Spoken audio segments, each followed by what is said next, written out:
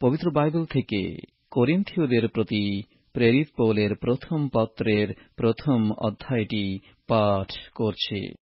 Paul ঈশ্বরের ইচ্ছাক্রমে যীশুখ্রিস্টের আহুত, প্রেরিত এবং ভ্রাতা সোস্থিনী করিন্থে স্থিত ঈশ্বরের মণ্ডলীর সমীপে খ্রিস্ট যীশুতে পবিত্রীকৃত ও আহুত পবিত্রগণের সমীপে এবং যাহারা সর্বস্থানে আমাদের প্রভু যীশু খ্রিস্টের নামে ডাকে তাহাদের সর্বজন সমীপে, তিনি তাহাদের এবং আমাদের প্রভু, আমাদের পিতা ঈশ্বর এবং প্রভু যীশু খ্রিস্ট হইতে অনুগ্রহ ও শান্তি তোমাদের প্রতি বর্তুক।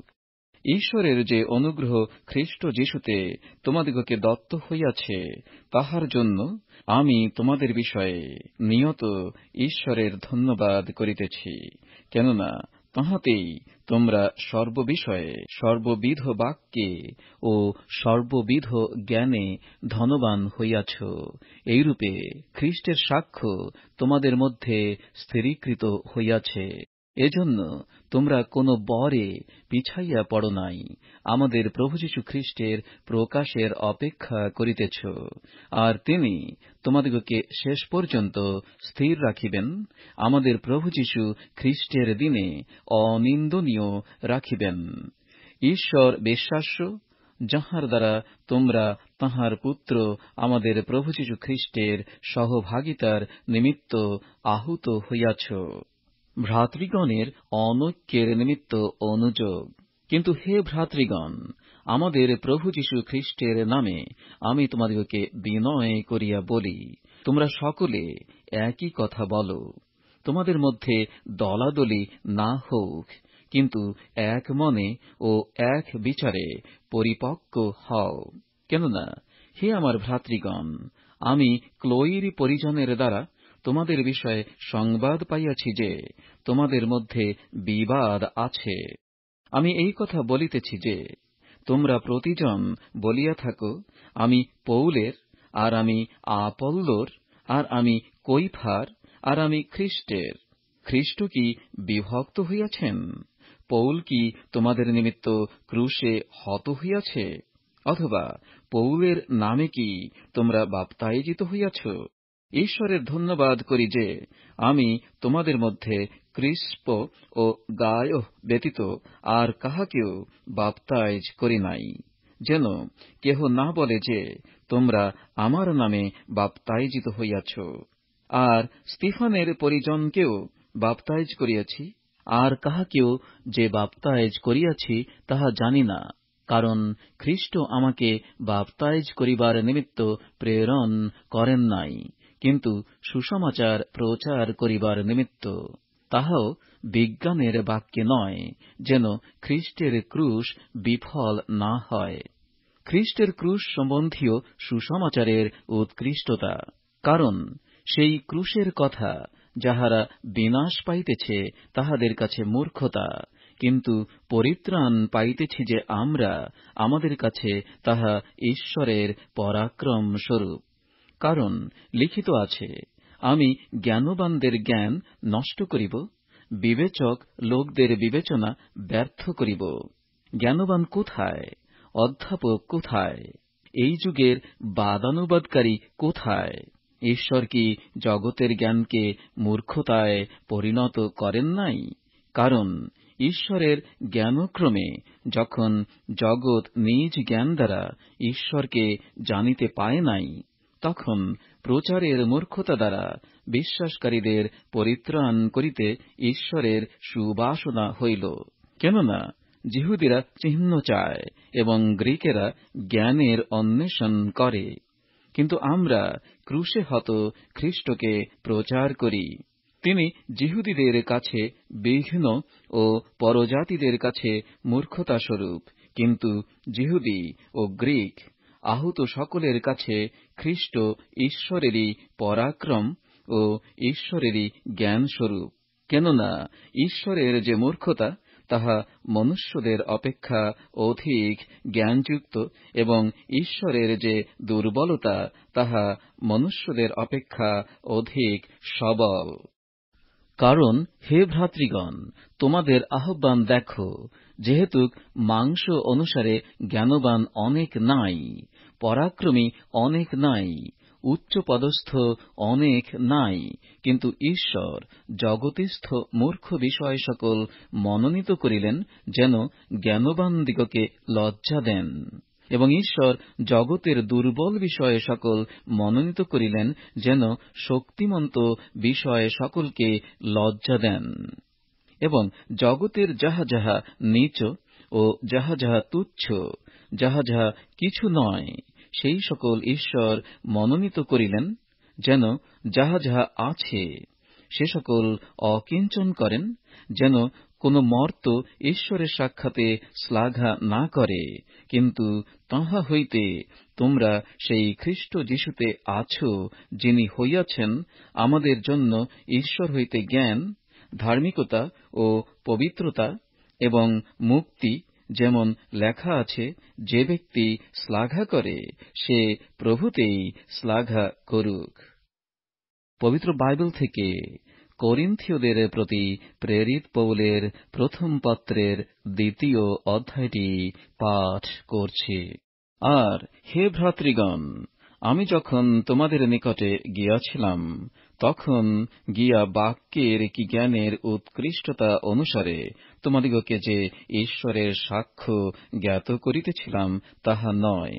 কেননা আমি মনে স্থির করিয়াছিলাম, তোমাদের মধ্যে আর কিছুই জানিব না, কেবল যীশুখ্রিস্টকে এবং তাঁহাকে ক্রুশে হত বলিয়াই জানিব। আর আমি তোমাদের কাছে দুর্বলতা, ভয় ও মহাকম্পযুক্ত ছিলাম।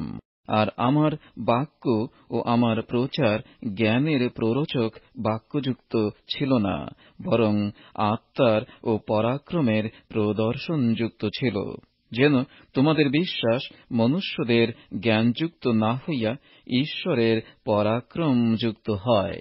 ঈশ্বরীয় জ্ঞানের উৎকৃষ্টতা। তথাপি আমরা সিদ্ধদের মধ্যে জ্ঞানের কথা কহিতেছি, কিন্তু সেই জ্ঞান এই যুগের নয়, এবং এই যুগের শাসনকর্তাদেরও নয়। ইঁহারা তো অকিঞ্চন হইয়া পড়িতেছেন, কিন্তু আমরা নিগূঢ় তত্ত্বরূপে ঈশ্বরের সেই জ্ঞানের কথা কহিতেছি, সেই গুপ্ত জ্ঞান যাহা ঈশ্বর আমাদের প্রতাপের জন্য যুগ পর্যায়ের পূর্বে নিরূপণ করিয়াছিলেন। এই যুগের শাসনকর্তাদের মধ্যে কেহ তাহা জানেন নাই, কেননা যদি জানিতেন তবে প্রতাপের প্রভুকে ক্রুশে দিতেন না। কিন্তু যেমন লেখা আছে, চক্ষু যাহা দেখে নাই, কর্ণ যাহা শুনে নাই, এবং মনুষ্যের হৃদয় আকাশে যাহা উঠে নাই, যাহা ঈশ্বর যাহারা তাঁহাকে প্রেম করে তাহাদের জন্য প্রস্তুত করিয়াছেন। কারণ আমাদের কাছে ঈশ্বর তাঁহার আত্মা দ্বারা তাহা প্রকাশ করিয়াছেন, কেননা আত্মা সকলই অনুসন্ধান করেন, ঈশ্বরের গভীর বিষয়ে সকল অনুসন্ধান করেন। কারণ মনুষ্যের বিষয়গুলি মনুষ্যদের মধ্যে কে জানে, কেবল মনুষ্যের অন্তরস্থ আত্মা জানে। তেমনি ঈশ্বরের বিষয়গুলি কেহ জানে না, কেবল ঈশ্বরের আত্মা জানেন। কিন্তু আমরা জগতের আত্মাকে পাই নাই, বরং ঈশ্বর হইতে নির্গত আত্মাকে পাইয়াছি, যেন ঈশ্বর অনুগ্রহপূর্বক আমাদিগকে যাহা যাহা দান করিয়াছেন তাহা জানিতে পারি। আমরা সেই সকল বিষয়েরই কথা মানসিক শিক্ষানুরূপ জ্ঞানের বাক্য দ্বারা নয়, কিন্তু আত্মার শিক্ষানুরূপ বাক্য দ্বারা কহিতেছি।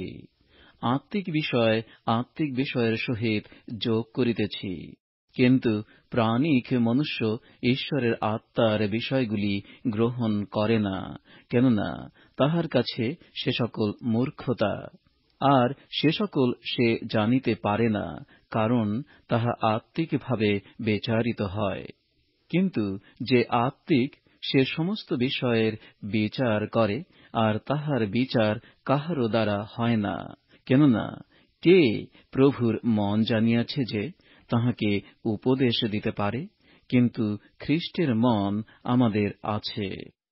পবিত্র বাইবেল থেকে করিন্থীয়দের প্রতি প্রেরিত পৌলের প্রথম পত্রের 3 অধ্যায়টি পাঠ করছে। প্রচারকেরা ঈশ্বরের সহকার্যকারী, ঈশ্বরের ধনের অধ্যক্ষ। আর হে ভ্রাতৃগণ, আমি তোমাদিগকে আত্মিক লোকদের ন্যায় সম্ভাষণ করিতে পারি নাই, কিন্তু মাংসময় লোকদের ন্যায়, খ্রীষ্ট সম্বন্ধীয় শিশুদের ন্যায় সম্ভাষণ করিয়াছি। আমি তোমাদিগকে দুগ্ধপান করাইয়াছিলাম, অন্ন দিই নাই, কেননা তখন তোমাদের শক্তি হয় নাই, এমনকি এখনো তোমাদের শক্তি হয় নাই, কারণ এখনো তোমরা মাংসিক রহিয়াছ। বাস্তবিক যখন তোমাদের মধ্যে ঈর্ষা ও বিবাদ রহিয়াছে, তখন তোমরা কি মাংসিক নও এবং মানুষের রীতিক্রমে কি চলিতেছ না? কেননা যখন তোমাদের একজন বলে, আমি পৌলের, আর একজন, আমি আপোল্লোর, তখন তোমরা কি মনুষ্যমাত্র নও?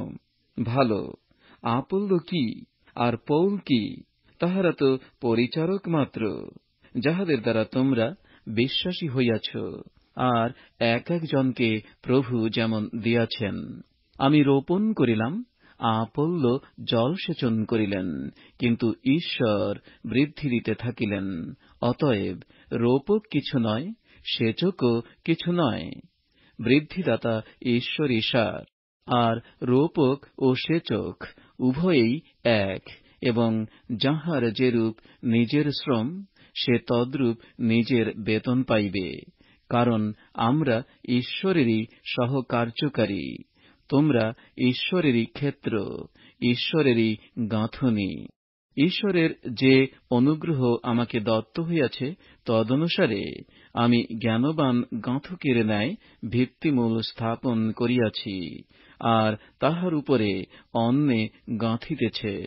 কিন্তু প্রত্যেক জন দেখুক কিরূপে সে তাহার উপরে গাঁথে, কেননা কেবল যাহা স্থাপিত হইয়াছে, তাহা ব্যতীত অন্য ভিত্তিমূল কেহ স্থাপন করিতে পারে না, তিনি যীশুখ্রীষ্ট।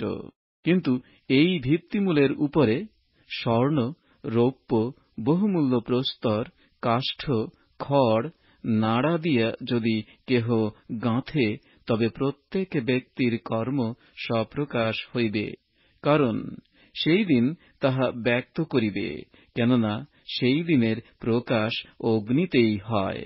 আর প্রত্যেকের কর্ম যে কি প্রকার, সেই অগ্নি তাহার পরীক্ষা করিবে। যে যাহা গাঁথিয়াছে, তাহার সেই কর্ম যদি থাকে, তবে সে বেতন পাইবে। যাহার কর্ম পুড়িয়া যায়, সে ক্ষতিগ্রস্ত হইবে, কিন্তু সে আপনি পরিত্রাণ পাইবে, তথাপি এরূপে পাইবে যেন অগ্নির মধ্য দিয়া উত্তীর্ণ হইবে। তোমরা কি জানো না যে তোমরা ঈশ্বরের মন্দির, এবং ঈশ্বরের আত্মা তোমাদের অন্তরে বাস করেন? যদি কেহ ঈশ্বরের মন্দির নষ্ট করে, তবে ঈশ্বর তাহাকে নষ্ট করিবেন, কেননা ঈশ্বরের মন্দির পবিত্র, আর সেই মন্দির তোমরাই। কেহ আপনাকে বঞ্চনা না করুক। তোমাদের মধ্যে কোন ব্যক্তি যদি আপনাকে এই যুগে জ্ঞানবান বলিয়া মনে করে, তবে সে জ্ঞানবান হইবার জন্য মূর্খ হোক, যেহেতু এই জগতে যে জ্ঞান, তাহা ঈশ্বরের নিকটে মূর্খতা। কারণ লেখা আছে, তিনি জ্ঞানবানদিগকে তাহাদের ধূর্ততায় ধরেন। পুনশ্চ প্রভু জ্ঞানবানদের তর্ক বিতর্ক জানেন যে সে সকল অসার। অতএব কেহ মনুষ্যদের শ্লাঘা না করুক, কেননা সকলই তোমাদের। পৌল কি আপোল্লো কি কৈফা কি জগৎ কি জীবন কি মরণ কি উপস্থিত বিষয় কি ভবিষ্যৎ বিষয়, সকলই তোমাদের, আর তোমরা খ্রীষ্টের, ও খ্রীষ্ট ঈশ্বরের। পবিত্র বাইবেল থেকে করিন্থীয়দের প্রতি প্রেরিত পৌলের প্রথম পত্রের 4 অধ্যায়টি পাঠ করছে। লোকে আমাদিগকে এরূপ মনে করুক যে আমরা খ্রীষ্টের সেবক ও ঈশ্বরের নিগূঢ় তত্ত্বস্বরূপ ধনের অধ্যক্ষ। আর এ স্থলে ধনাধ্যক্ষের এই গুণ চাই যেন তাহাকে বিশ্বস্ত দেখিতে পাওয়া যায়। কিন্তু তোমাদের দ্বারা কিংবা মানসিক বিচার দিনের সভা দ্বারা যে আমার বিচার হয়, ইহা আমার মতে অতি ক্ষুদ্র বিষয়। এমনকি আমি আমার নিজেরও বিচার করি না, কারণ আমি আমার নিজের বিরুদ্ধে কিছু জানি না। তথাপি ইহাতে আমি নির্দোষ বলিয়া প্রতিপন্ন হইতেছি না। কিন্তু যিনি আমার বিচার করেন, তিনি প্রভু। অতএব তোমরা সময়ের পূর্বে যে পর্যন্ত প্রভু না আইসেন, সেই পর্যন্ত কোন বিচার করিও না। তিনি অন্ধকারের গুপ্ত বিষয় সকল দীপ্তিতে আনিবেন এবং হৃদয়সমূহের মন্ত্রণা সকল প্রকাশ করিবেন। আর তৎকালে প্রত্যেক জন ঈশ্বর হইতে আপন আপন প্রশংসা পাইবে। হে ভ্রাতৃগণ, আমি আপনার ও আপল্লোর উদাহরণ দিয়া তোমাদের নিমিত্তে এই সকল কথা কহিলাম, যেন আমাদের দ্বারা তোমরা এই শিক্ষা পাও যে, যাহা লিখিত আছে তাহা অতিক্রম করিতে নাই। তোমরা কেহ যেন একজনের পক্ষে অন্যজনের বিপক্ষে গর্ব না করো, কেননা কে তোমাকে বিশিষ্ট করে? আর যাহা না পাইয়াছ, এমনই বা তোমার কি আছে? আর যখন পাইয়াছ, তখন যেন পাও নাই এরূপ শ্লাঘা কেন করিতেছ? তোমরা এখন পূর্ণ হইয়াছ, এখন ধনবান হইয়াছ, আমাদের ছাড়া রাজত্ব পাইয়াছ। আর রাজত্ব পাইলে ভালোই হইত, তোমাদের সহিত আমরাও রাজত্ব পাইতাম। কারণ আমার বোধ হয়, প্রেরিতগণ যে আমরা ঈশ্বর আমাদিগকে বদ্ধ লোকদের ন্যায় শেষের বলিয়া দেখাইয়াছেন, কেননা আমরা জগতের ও দূতগণের ও মনুষ্যদের কৌতুকাস্পদ হইয়াছি। আমরা খ্রীষ্টের নিমিত্ত মূর্খ, কিন্তু তোমরা খ্রীষ্টে বুদ্ধিমান। আমরা দুর্বল, কিন্তু তোমরা বলবান। তোমরা গৌরবান্বিত, কিন্তু আমরা অনাদৃত। এখনকার এই দণ্ড পর্যন্ত আমরা ক্ষুধার্ত, তৃষ্ণার্ত ও বস্ত্রহীন রহিয়াছি। আর মুষ্টাঘাতে আহত হইতেছি ও অস্থির বাস রহিয়াছি, এবং স্বহস্তে কার্য করিয়া পরিশ্রম করিতেছি। নিন্দিত হইতে হইতে আশীর্বাদ করিতেছি, তাড়িত হইতে হইতে সহ্য করিতেছি, অপবাদিত হইতে হইতে বিনয় করিতেছি।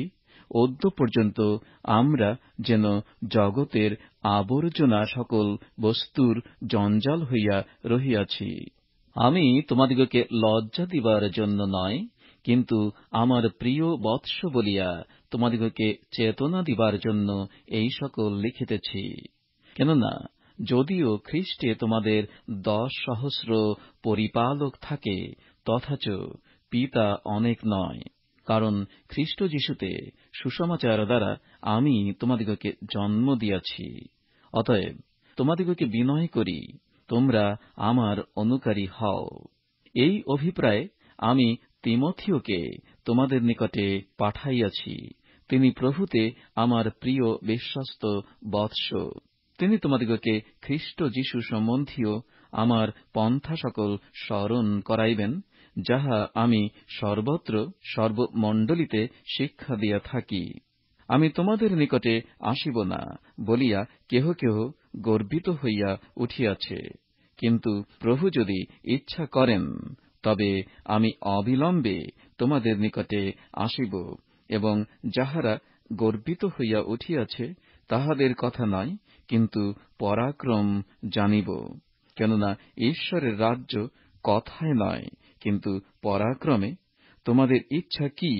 আমি কি বেত লইয়া তোমাদের কাছে যাইব, না প্রেমে ও মৃদুতার আত্মায় যাইব? পবিত্র বাইবেল থেকে করিন্থীয়দের প্রতি প্রেরিত পৌলের প্রথম পত্রের 5ম অধ্যায়টি পাঠ করছি। মণ্ডলী শাসনের কথা। বাস্তবিক শোনা যাইতেছে যে তোমাদের মধ্যে ব্যভিচার আছে, আর এমন ব্যভিচার যাহা পরজাতীয়দের মধ্যেও নাই। এমনকি তোমাদের মধ্যে একজন আপন পিতার ভার্যাকে রাখিয়াছে। আর তোমরা গর্ব করিতেছ।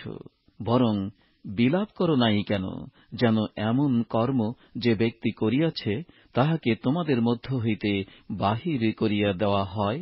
আমি দেহে অনুপস্থিত হইলেও আত্মাতে উপস্থিত হইয়া যে ব্যক্তি এই প্রকারে সেই কার্য করিয়াছে, উপস্থিত ব্যক্তির ন্যায় তাহার বিচার করিয়াছি। আমাদের প্রভু যীশুর নামে তোমরা এবং আমার আত্মা সমাগত হইলে আমাদের প্রভু যীশুর পরাক্রম সহকারে তাদৃশ ব্যক্তিকে মাংসের বিনাশার্থে শয়তানের হস্তে সমর্পণ করিতে হইবে, যেন প্রভু যীশুর দিনে আত্মা পরিত্রাণ পায়। তোমাদের শ্লাঘা করা ভালো নয়। তোমরা কি জানো না যে অল্প তাড়ি সুজির সমস্ত তাল তাড়িময় করিয়া ফেলে? পুরাতন তাড়ি বাহির করিয়া দাও, যেন তোমরা নূতন তাল হইতে পারো। তোমরা তো তাড়ি শূন্য, কারণ আমাদের নিস্তার পূর্বীয় মেষশাবক বলীকৃত হইয়াছেন, তিনি খ্রিস্ট। অতএব আইসো, আমরা পুরাতন তাড়ি দিয়া নয়, হিংসা ও দুষ্টতার তাড়ি দিয়া নয়, কিন্তু সরলতা ও সত্যশীলতার তাড়িশূন্য রুটি দিয়া পর্বটি পালন করি। আমি আমার পত্রে তোমাদিগকে লিখিয়াছিলাম যে ব্যভিচারীদের সংসর্গে থাকিতে নাই। এই জগতের ব্যভিচারী কি লোভী কি পরধনগ্রাহী কি প্রতিমা পূজকদের সংসর্গ একেবারে ছাড়িতে হইবে, তাহা নয়।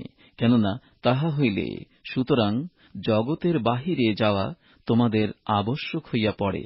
কিন্তু এখন তোমাদিগকে লিখিতেছি যে ভ্রাতা নামে আখ্যাত কোন ব্যক্তি যদি ব্যভিচারী কি লোভী কি প্রতিমা পূজক কি কটুভাষী কি মাতাল কি পরধনগ্রাহী হয়, তবে তাহার সংসর্গে থাকিতে নাই। এমন ব্যক্তির সহিত আহার করিতেও নাই। বস্তুত বাহিরের লোকদের বিচারে আমার কাজ কি? ভিতরের লোকদের বিচার কি তোমরা করো না? কিন্তু বাহিরের লোকদের বিচার ঈশ্বর করিবেন। তোমরা আপনাদের মধ্য হইতে সেই দুষ্টকে বাহির করিয়া দাও। এখন আমরা প্রথম করিন্থীয় 6 অধ্যায় পাঠ করছি। বিবাদ ও ব্যভিচার বিষয়ক কথা।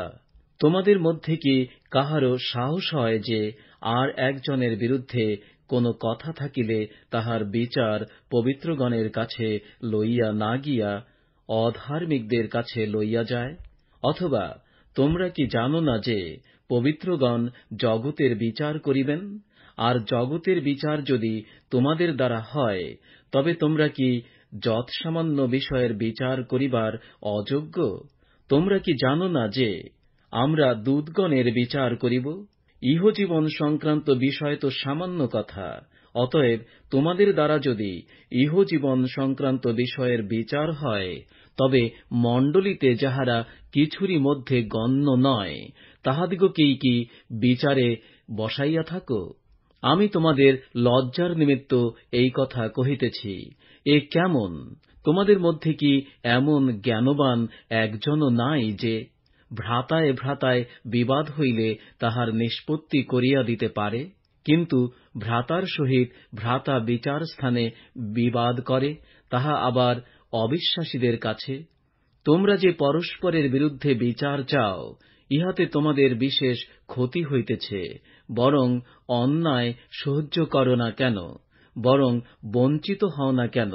কিন্তু তোমরাই অন্যায় করিতেছ, বঞ্চনা করিতেছ, আর তাহা ভ্রাতৃগণের প্রতি করিতেছ। অথবা তোমরা কি জানো না যে অধার্মিকেরা ঈশ্বরের রাজ্যে অধিকার পাইবে না? ভ্রান্ত হইও না। যাহারা ব্যভিচারী কি প্রতিমা পূজক কি পারদারিক কি স্ত্রীবৎ আচারী কি পুঙ্গামী কি চোর কি লোভী কি মাতাল কি কটুভাষী কি পরধনগ্রাহী, তাহারা ঈশ্বরের রাজ্যে অধিকার পাইবে না। আর তোমরা কেহ কেহ সেই প্রকার লোক ছিলে, কিন্তু তোমরা প্রভু যীশু খ্রিস্টের নামে ও আমাদের ঈশ্বরের আত্মায় আপনাদিগকে ধৌত করিয়াছ, পবিত্রীকৃত হইয়াছ, ধার্মিক গণিত হইয়াছ। সকলই আমার পক্ষে বিধেয়, কিন্তু সকলই যে হিতজনক তাহা নয়। সকলই আমার পক্ষে বিধেয়, কিন্তু আমি কিছুরই কর্তৃত্বাধীন হইব না। খাদ্য উদরের নিমিত্ত এবং উদর খাদ্যের নিমিত্ত, কিন্তু ঈশ্বর উভয়ের লোপ করিবেন। দেহ ব্যভিচারের নিমিত্ত নয়, কিন্তু প্রভুর নিমিত্ত, এবং প্রভু দেহের নিমিত্ত। আর ঈশ্বর আপন পরাক্রমের দ্বারা প্রভুকে উঠাইয়াছেন, আমাদিগকেও উঠাইবেন। তোমরা কি জানো না যে তোমাদের দেহ খ্রীষ্টের অঙ্গ? তবে আমি কি খ্রীষ্টের অঙ্গ লইয়া গিয়া বেশ্যার অঙ্গ করিব? তাহা দূরে থাকুক। অথবা তোমরা কি জানো না, যে ব্যক্তি বেশ্যাতে সংযুক্ত হয়, সে তাহার সহিত এক দেহ হয়? কারণ তিনি বলেন, সে দুইজন একাঙ্গ হইবে। কিন্তু যে ব্যক্তি প্রভুতে সংযুক্ত হয়, সে তাহার সহিত এক আত্মা হয়। তোমরা ব্যভিচার হইতে পলায়ন কর। মনুষ্য অন্য যে কোন পাপ করে, তাহা তাহার দেহের বহির্ভূত, কিন্তু যে ব্যভিচার করে, সে নিজ দেহের বিরুদ্ধে পাপ করে। অথবা তোমরা কি জানো না যে তোমাদের দেহ পবিত্র আত্মার মন্দির, যিনি তোমাদের অন্তরে থাকেন, যাহাকে তোমরা ঈশ্বর হইতে প্রাপ্ত হইয়াছ, আর তোমরা নিজের নও, কারণ মূল্য দ্বারা কৃত হইয়াছ। অতএব তোমাদের দেহে ঈশ্বরের গৌরব কর। এখন আমরা 1 করিন্থীয় 7 অধ্যায় পাঠ করছি। বিবাহ বিষয়ক কথা। আবার তোমরা যে সকল কথা লিখিয়াছ, তাহার বিষয়, স্ত্রীলোককে স্পর্শ না করা মনুষ্যের ভালো, কিন্তু ব্যভিচার নিবারণের জন্য প্রত্যেক পুরুষের নিজের নিজের ভার্যা থাকুক, এবং প্রত্যেক স্ত্রীর নিজের নিজের স্বামী থাকুক। স্বামী স্ত্রীকে তাহার প্রাপ্য দিউক, আর তদ্রূপ স্ত্রীও স্বামীকে দিউক। নিজ দেহের উপরে স্ত্রীর কর্তৃত্ব নাই, কিন্তু স্বামীর আছে, আর তদ্রূপ নিজ দেহের উপরে স্বামীর কর্তৃত্ব নাই, কিন্তু স্ত্রীর আছে। তোমরা একজন অন্যকে বঞ্চিত করিও না, কেবল প্রার্থনার নিমিত্তে অবকাশ পাইবার জন্য উভয়ে এক পরামর্শ হইয়া কিছুকাল পৃথক থাকিতে পারো। পরে পুনর্বার একত্র হইবে, যেন শয়তান তোমাদের অসংযমতা প্রযুক্ত তোমাদিগকে পরীক্ষায় না ফেলে। কিন্তু আমি আজ্ঞার মতো নয়, কেবল অনুমতির মতো একথা কহিতেছি। আর আমার ইচ্ছা এই যে সকল মনুষ্যই আমার মতো হয়, কিন্তু প্রত্যেকজন ঈশ্বর হইতে আপন আপন অনুগ্রহ দান পাইয়াছে, একজন এক প্রকার, অন্যজন অন্য প্রকার। পরন্তু অবিবাহিত লোকদের ও বিধবাদের কাছে আমার কথা এই, তাহারা যদি আমার মতো থাকিতে পারে, তবে তাহাদের পক্ষে তাহাই ভালো। কিন্তু তাহারা যদি ইন্দ্রিয় দমন করিতে না পারে, তবে বিবাহ করুক, কেননা আগুনে জ্বলা অপেক্ষা বরং বিবাহ করা ভালো। আর বিবাহিত লোকদিগকে এই আজ্ঞা দিতেছি, আমি দিতেছি তাহা নয়, কিন্তু প্রভুই দিতেছেন, স্ত্রী স্বামীর নিকট হইতে চলিয়া না যাউক। যদি চলিয়া যায়, তবে সে অবিবাহিতা থাকুক, কিংবা স্বামীর সহিত সম্মিলিতা হউক। আর স্বামীও স্ত্রীকে পরিত্যাগ না করুক। কিন্তু আর সকলকে আমি বলি, প্রভু নয়, যদি কোন ভ্রাতার অবিশ্বাসিনী স্ত্রী থাকে, আর সেই নারী তাহার সহিত বাস করিতে সম্মতা হয়, তবে সে তাহাকে পরিত্যাগ না করুক। আবার যে স্ত্রীর অবিশ্বাসী স্বামী আছে, আর সেই ব্যক্তি তাহার সহিত বাস করিতে সম্মত হয়, তবে সে স্বামীকে পরিত্যাগ না করুক। কেননা অবিশ্বাসী স্বামী সেই স্ত্রীতে পবিত্রীকৃত হইয়াছে, এবং অবিশ্বাসিনী স্ত্রী সেই ভ্রাতাতে পবিত্রীকৃতা হইয়াছে। তাহা না হইলে তোমাদের সন্তানগণ অশুচি হইত, কিন্তু বাস্তবিক তাহারা পবিত্র। তথাপি অবিশ্বাসী যদি চলিয়া যায়, চলিয়া যাউক। এমন স্থলে সেই ভ্রাতা কি সেই ভগিনী দাসত্বে বদ্ধ নহে, কিন্তু ঈশ্বর আমাদিগকে শান্তিতেই আহ্বান করিয়াছেন। কারণ হে নারী, তুমি কি করিয়া জানো যে তুমি তোমার স্বামীকে পরিত্রাণ করিবে কি না? অথবা হে স্বামী, তুমি কি করিয়া জানো যে তুমি তোমার স্ত্রীকে পরিত্রাণ করিবে কি না? কেবল প্রভু যাহাকে যেমন অংশ দিয়াছেন, ঈশ্বর যাহাকে যেমন আহ্বান করিয়াছেন, সে তেমনি চলুক। আর এই প্রকার নিয়ম আমি সমস্ত মণ্ডলীতে করিয়া থাকি। কেহ কি ছিন্ন ত্বক হইয়া আহত হইয়াছে, সে ত্বকচ্ছেদ লোপ না করুক। কেহ কি অচ্ছিন্ন ত্বক অবস্থায় আহত হইয়াছে, সে ছিন্ন ত্বক না হোক। ত্বকচ্ছেদ কিছু নয়, অত্বকচ্ছেদও কিছু নয়, কিন্তু ঈশ্বরের আজ্ঞা পালনই সার। যে ব্যক্তি যে আহ্বানে আহত হইয়াছে, সে তাহাতেই থাকুক। তুমি কি দাস হইয়াই আহত হইয়াছ? ভাবিত হইও না, কিন্তু যদি স্বাধীন হইতে পারো, বরং তাহা অবলম্বন করো। কেননা প্রভুতে আহত যে দাস, সে প্রভুর স্বাধীনীকৃত লোক। তদ্রূপ আহত যে স্বাধীন লোক, সে খ্রীষ্টের দাস। তোমরা মূল্য দ্বারা কৃত হইয়াছ, মনুষ্যদের দাস হইও না। হে ভ্রাতৃগণ, প্রত্যেক জন যে অবস্থায় আহত হইয়াছে, সেই অবস্থায় ঈশ্বরের কাছে থাকুক। আর কুমারীদের বিষয়ে আমি প্রভুর কোন আজ্ঞা পাই নাই, কিন্তু বিশ্বস্ত হইবার জন্য প্রভুর দয়াপ্রাপ্ত লোকের ন্যায় আমার মত প্রকাশ করিতেছি। ফলে আমার বোধ হয় উপস্থিত সংকট প্রযুক্ত ইহাই ভালো, অর্থাৎ অমনি থাকা মনুষ্যের পক্ষে ভালো। তুমি কি স্ত্রীর সঙ্গে সম্বন্ধ? মুক্ত হইতে চেষ্টা করিও না। তুমি কি স্ত্রী হইতে মুক্ত? স্ত্রীর চেষ্টা করিও না। কিন্তু বিবাহ করিলেও তোমার পাপ হয় না, আর কুমারী যদি বিবাহ করে তবে তাহারও পাপ হয় না। তথাপি এইরূপ লোকদের দৈহিক ক্লেশ ঘটিবে, আর তোমাদের প্রতি আমার মমতা হইতেছে। কিন্তু আমি এই কথা বলিতেছি, ভ্রাতৃগণ, সময় সংকুচিত। এখন হইতে যাহাদের স্ত্রী আছে, তাহারা এমন চলুক যেন তাহাদের স্ত্রী নাই, এবং যাহারা রোদন করিতেছে, তাহারা যেন রোদন করিতেছে না। যাহারা আনন্দ করিতেছে, তাহারা যেন আনন্দ করিতেছে না। যাহারা ক্রয় করিতেছে, তাহারা যেন কিছুই রাখে নাই। আর যাহারা সংসার ভোগ করিতেছে, যেন পূর্ণ মাত্রায় করিতেছে না, যেহেতু এই সংসারের অভিনয় অতীত হইতেছে। কিন্তু আমার বাসনা এই যে, তোমরা চিন্তারহিত হও। যে অবিবাহিত, সে প্রভুর বিষয়ে চিন্তা করে, কিরূপে প্রভুকে সন্তুষ্ট করিবে। কিন্তু যে বিবাহিত, সে সংসারের বিষয় চিন্তা করে, কিরূপে স্ত্রীকে সন্তুষ্ট করিবে। তাই তাহার বিভিন্নতা ঘটে। আর অবিবাহিতা স্ত্রী ও কুমারী প্রভুর বিষয়ে চিন্তা করে, যেন দেহে ও আত্মাতে পবিত্রা হয়।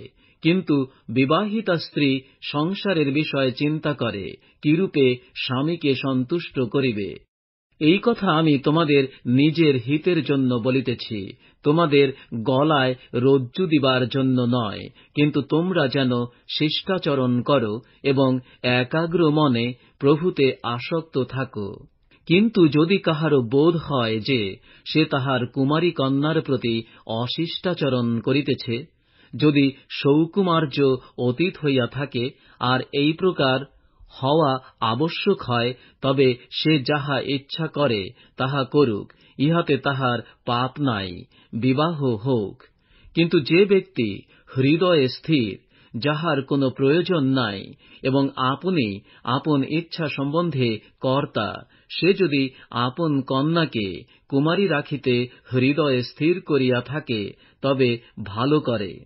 অতএব যে আপন কুমারী কন্যার বিবাহ দেয়, সে ভালো করে, এবং যে না দেয়, সে আরো ভালো করে। যতদিন স্বামী জীবিত থাকে, ততদিন স্ত্রী আবদ্ধা থাকে, কিন্তু স্বামী নিদ্রাগত হইলে পর সে স্বাধীনা হয়। যাহাকে ইচ্ছা করে তাহার সহিত বিবাহিতা হইতে পারে, কিন্তু কেবল প্রভুতেই। তথাপি আমার মতানুসারে সে অমনি থাকিলে আরো ধন্যা। আর আমার বোধ হয় আমিও ঈশ্বরের আত্মাকে পাইয়াছি। এখন আমরা 1 করিন্থীয় 8 অধ্যায় পাঠ করছি। প্রতিমার প্রসাদ বিষয়ক কথা। আর প্রতিমার কাছে উৎসৃষ্ট বলির বিষয় আমরা জানি যে আমাদের সকলের জ্ঞান আছে। জ্ঞান গর্বিত করে, কিন্তু প্রেমই গাঁথিয়া তুলে। যদি কেহ মনে করে সে কিছু জানে, তবে যেরূপ জানিতে হয় তদ্রূপ এখনো জানে না। কিন্তু যদি কেহ ঈশ্বরকে প্রেম করে, সেই তাহার জানা লোক। ভালো, প্রতিমার কাছে উৎসৃষ্ট বলি ভোজনের বিষয়ে আমরা জানি। প্রতিমা জগতে কিছুই নয়, এবং ঈশ্বর এক ছাড়া দ্বিতীয় নাই। কেননা কি স্বর্গে কি পৃথিবীতে যাহাদিগকে দেবতা বলা যায়, এমন কতকগুলি যদিও আছে, বাস্তবিক অনেক দেবতা ও অনেক প্রভু আছে, তথাপি আমাদের জ্ঞানে একমাত্র ঈশ্বর সেই পিতা, যাহা হইতে সকলই হইয়াছে ও আমরা যাহারই জন্য, এবং একমাত্র প্রভু সেই যীশুখ্রিস্ট, যাহার দ্বারা সকলই হইয়াছে এবং আমরা যাহারই দ্বারা বিদ্যমান আছি। তবে কিনা সকলের এই জ্ঞান নাই, কিন্তু কতক লোক অদ্যাপি প্রতিমার সংস্রবে থাকায় প্রতিমার কাছে উৎসৃষ্ট বলি জ্ঞানেই বলি ভোজন করে, এবং তাহাদের বিবেক দুর্বল বলিয়া কলুষিত হয়। কিন্তু খাদ্যদ্রব্য আমাদিগকে ঈশ্বরের কাছে গ্রাহ্য করায় না। ভোজন না করিলে আমাদের ক্ষতি হয় না, ভোজন করিলেও আমাদের বৃদ্ধি হয় না। কিন্তু সাবধান, তোমাদের এই ক্ষমতা যেন কোন ক্রমে দুর্বলদের ব্যাঘাতজনক না হয়। কারণ তোমার তো জ্ঞান আছে। তোমাকে যদি কেহ দেবালয়ে ভোজনে বসিতে দেখে, তবে সে দুর্বল লোক বলিয়া তাহার বিবেক কি প্রতিমার কাছে উৎসৃষ্ট বলি ভোজন করিতে সাহস পাইবে না? বস্তুত তোমার জ্ঞান দ্বারা সেই ভ্রাতা যাহার নিমিত্ত খ্রীষ্ট মরিয়াছেন, সেই দুর্বল ব্যক্তি বিনষ্ট হয়। এইরূপে ভ্রাতৃগণের বিরুদ্ধে পাপ করিলে ও তাহাদের দুর্বল বিবেকে আঘাত করিলে তোমরা খ্রীষ্টের বিরুদ্ধে পাপ করো। অতএব খাদ্যদ্রব্য যদি আমার ভ্রাতার বিঘ্ন জন্মায়, তবে আমি কি কখনো মাংস ভোজন করিব না, পাছে আমার ভ্রাতার বিঘ্ন জন্মাই? এখন আমরা 1 করিন্থীয় 9 অধ্যায় পাঠ করছি। পৌলের প্রেরিতত্ব বিষয়ক কথা। আমি কি স্বাধীন নই? আমি কি প্রেরিত নই? আমাদের প্রভু যীশুকে আমি কি দেখি নাই? তোমরাই কি প্রভুতে আমার কৃত কর্ম নও? আমি যদ্যপি অন্য লোকদের জন্য প্রেরিত না হই, তথাপি তোমাদের জন্য বটে। কেননা প্রভুতে তোমরাই আমার প্রেরিত পদের মুদ্রাঙ্ক।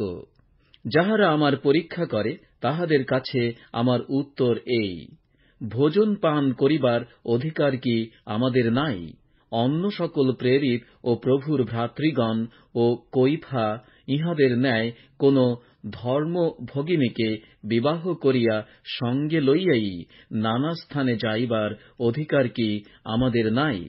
কিংবা পরিশ্রম ত্যাগ করিবার অধিকার কি কেবল আমার ও বার্নবার নাই?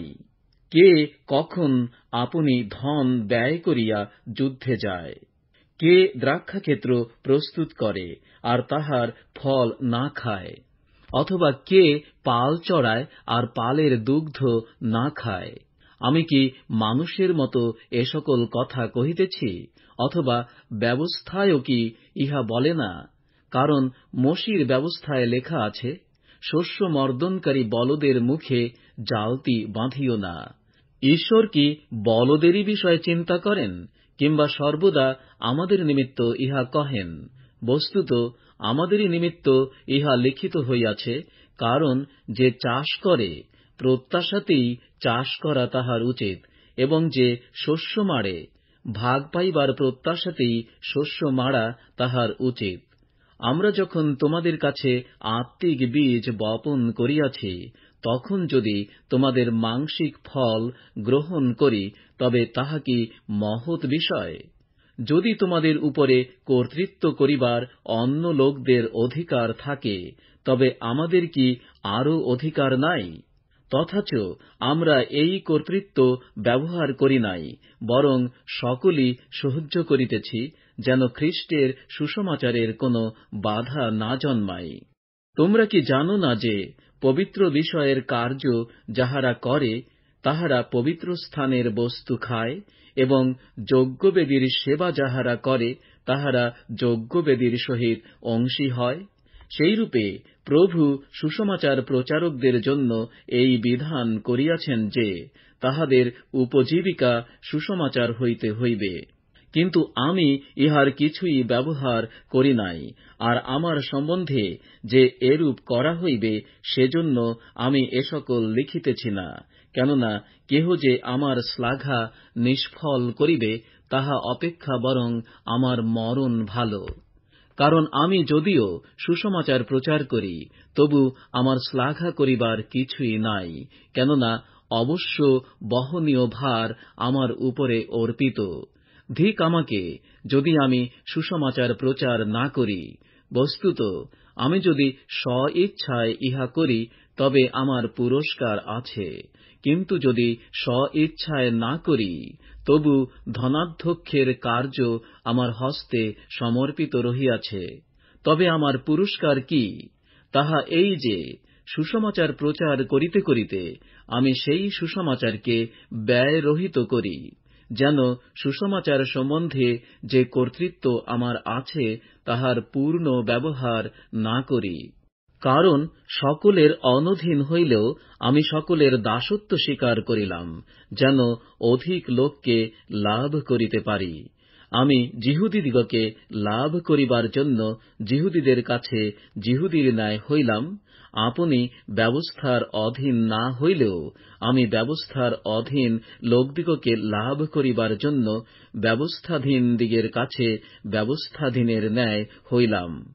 আমি ঈশ্বরের ব্যবস্থাবিহীন নই, বরং খ্রীষ্টের ব্যবস্থার অনুগত রহিয়াছি, তথাপি ব্যবস্থাবিহীন লোকদিগকে লাভ করিবার জন্য ব্যবস্থাবিহীনদের কাছে ব্যবস্থাবিহীনের ন্যায় হইলাম। দুর্বলদিগকে লাভ করিবার জন্য আমি দুর্বলদের কাছে দুর্বল হইলাম। সর্বদা কতকগুলি লোককে পরিত্রাণ করিবার জন্য আমি সর্বজনের কাছে সর্ববিধ হইলাম। আমি সকলই সুসমাচারের জন্য করি, যেন তাহার সহভাগী হই। তোমরা কি জানো না যে দৌড়ের স্থলে যাহারা দৌড়ে, তাহারা সকলে দৌড়ে, কিন্তু কেবল একজন পুরস্কার পায়। তোমরা এরূপে দৌড়ো, যেন পুরস্কার পাও। আর যে কেহ মল্লযুদ্ধ করে, সে সর্ববিষয়ে ইন্দ্রিয় দমন করে। তাহার ক্ষয়নীয় মুকুট পাইবার জন্য তাহা করে, কিন্তু আমরা অক্ষয় মুকুট পাইবার জন্য করি। অতএব আমি এরূপে দৌড়িতেছি যে বিনা লক্ষ্যে নয়, এরূপে মুষ্টিযুদ্ধ করিতেছি যে শূন্যে আঘাত করিতেছি না, বরং আমার নিজ দেহকে প্রহার করিয়া দাসত্বে রাখিতেছি, পাছে অন্য লোকদের কাছে প্রচার করিবার পর আমি আপনি কোন ক্রমে অগ্রাহ্য হইয়া পড়ি। এখন আমরা 1 করিন্থীয় 10 অধ্যায় পাঠ করছি। মন্দ হইতে পৃথক থাকিবার কথা।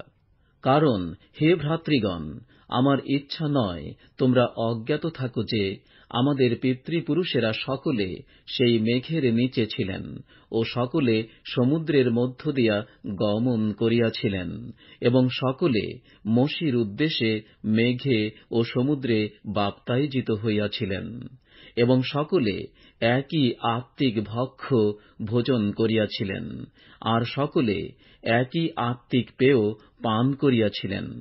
কারণ তাহারা এমন এক আত্মিক শৈল হইতে পান করিতেন, যাহা তাহাদের সঙ্গে সঙ্গে যাইতেছিল, আর সেই শৈল খ্রীষ্ট। কিন্তু তাহাদের মধ্যে অধিকাংশ লোকের প্রতি ঈশ্বর প্রীত হন নাই, ফলত তাহারা প্রান্তরে নিপাতিত হইলেন।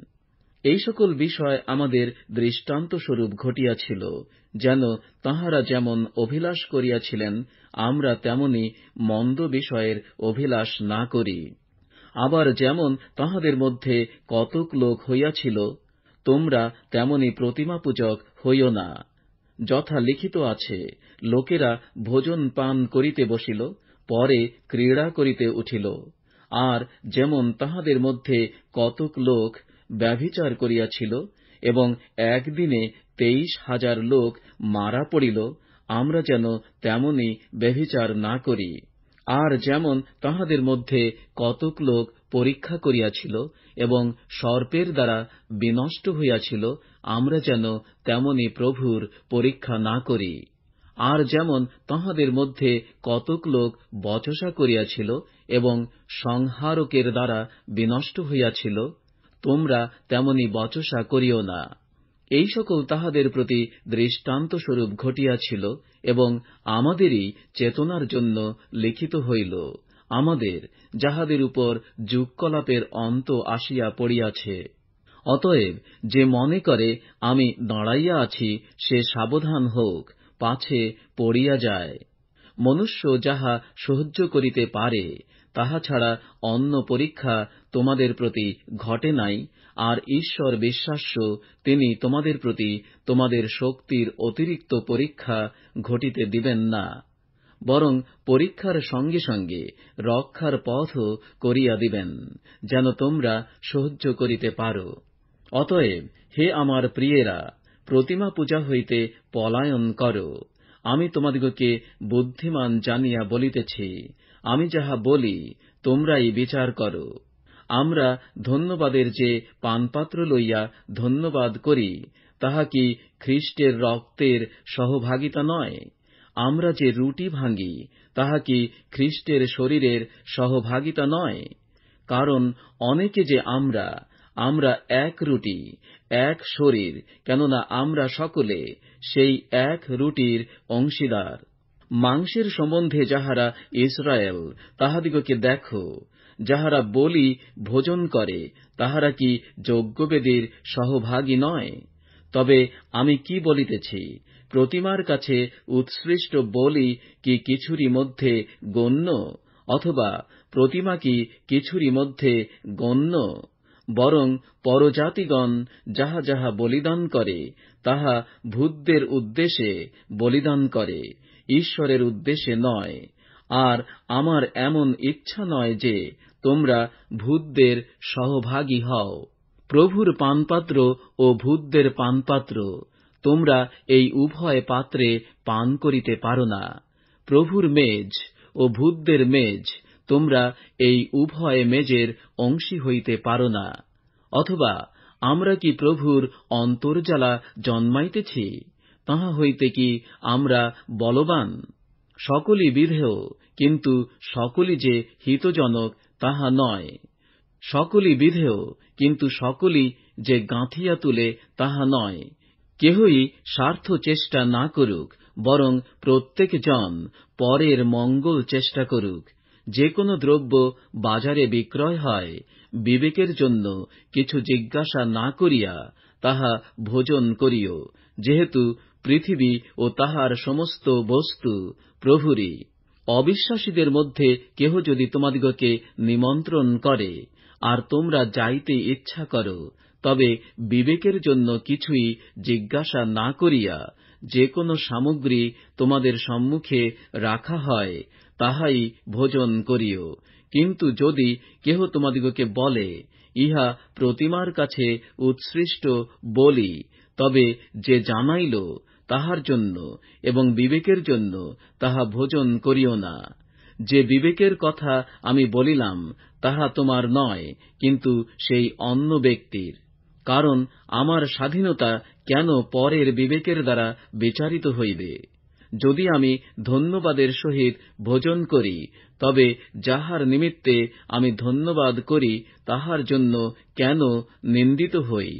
অতএব তোমরা ভোজন কি পান কি যাহা কিছু করো, সকলই ঈশ্বরের গৌরবার্থে করো। কি যিহুদি কি গ্রীক কি ঈশ্বরের মণ্ডলী, কাহারও বিঘ্ন জন্মাইও না। যেমন আমিও সকল বিষয়ে সকলের প্রীতিকর হই, আপনার হিত চেষ্টা করি না, কিন্তু অনেকের হিত চেষ্টা করি, যেন তাহারা পরিত্রাণ পায়। যেমন আমিও খ্রিস্টের অনুকারী, তোমরা তেমনি আমার অনুকারী হও। এখন আমরা 1 কোরিন্থীয় 11 অধ্যায় পাঠ করছি। ঈশ্বরের আরাধনা বিষয়ক কথা। আমি তোমাদের প্রশংসা করিতেছি যে তোমরা সকল বিষয়ে আমাকে স্মরণ করিয়া থাকো, এবং তোমাদের কাছে শিক্ষামালা যেরূপ সমর্পণ করিয়াছি সেইরূপই তাহা ধরিয়া আছ। কিন্তু আমার ইচ্ছা এই, যেন তোমরা জানো যে প্রত্যেক পুরুষের মস্তকস্বরূপ খ্রিস্ট, এবং স্ত্রীর মস্তকস্বরূপ পুরুষ, আর খ্রিস্টের মস্তকস্বরূপ ঈশ্বর। যে কোন পুরুষ মস্তক আবৃত রাখিয়া প্রার্থনা করে কিংবা ভাববাণী বলে, সে আপন মস্তকের অপমান করে।